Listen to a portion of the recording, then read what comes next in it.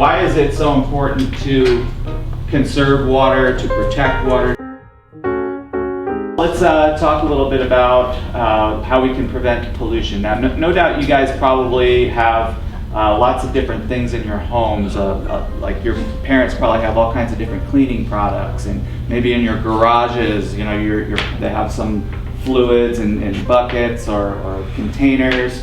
And I know with my family, we always wonder, well, what do we do with all this stuff? You know, if we want to get rid of it, how do we get rid of it? One thing we want to always stress is that never pour any kind of chemical or fluid into your drains to get rid of it, even if it's a little amount. Because a lot of those, even household products that don't seem dangerous, you know, even something like Simple Green, just something that you use to clean floors, has compounds in there that our treatment plant here can't really handle. That water can harm the aquatic life and organisms out there. Or some of those chemicals, rather than pass through the plant, they interrupt our process. And so those particles, those chemicals, can actually shut down this whole plant and kill a lot of the organisms that we use to clean the water.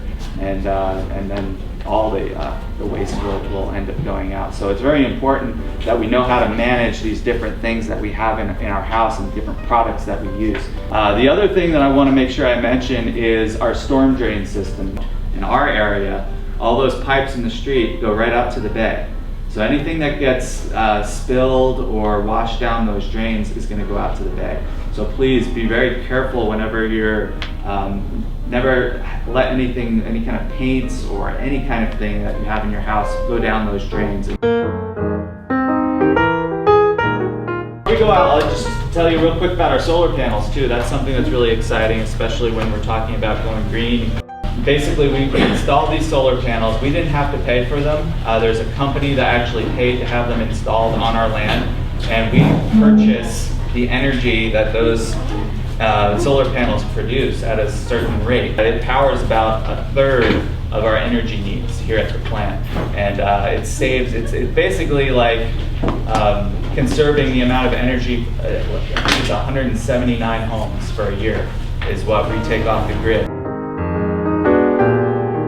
And the water literally passes through these screens, and a lot of the heavy solid stuff that comes in, things like rags, sometimes grease, big balls of hairballs or whatever, will get caught on these screens, and they get rotated out and dumped in a bin. And that's our first line of defense.